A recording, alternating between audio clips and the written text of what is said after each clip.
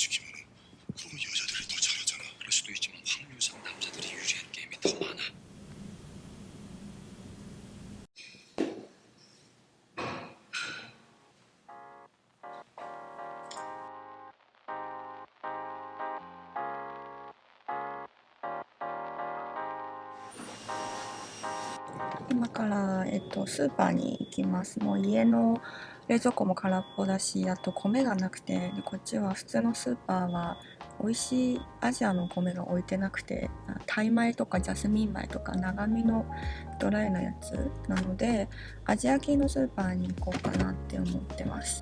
ちょっと大きめな中国系のスーパーなので、アジアのなんかスパイスとか調味料とか置いてあるのを期待して見に行きます。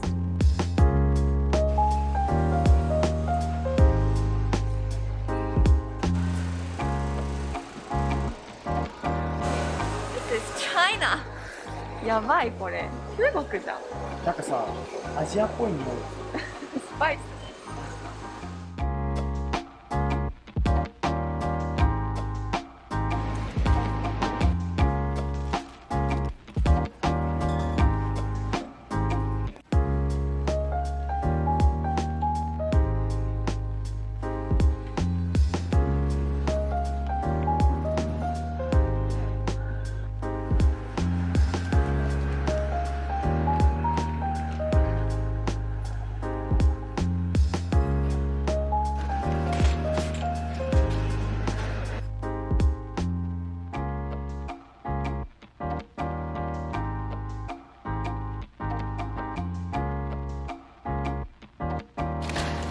色は見頃やね。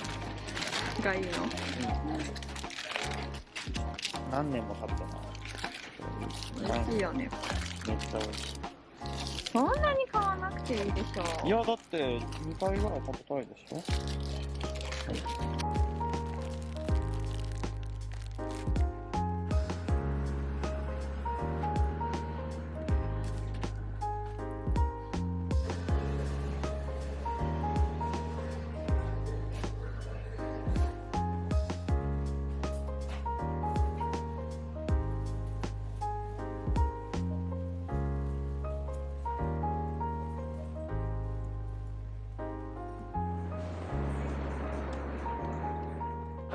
何食べようかな。まあ俺はメキシカン食べたい。じゃあタコス食べようかな。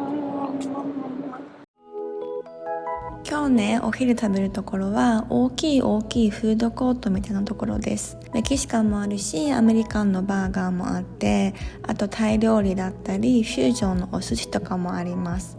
朝の10時から深夜の2時までやってるって聞いたんで、今日ちょっと見てみようかなって。週末だしお昼に。このエクストラっていうところが超有名で、朝食屋さんなんだけど、いろんな卵の作り方があって、焼いたりフライしたりいろいろするんだけど、結構いつも行列がある。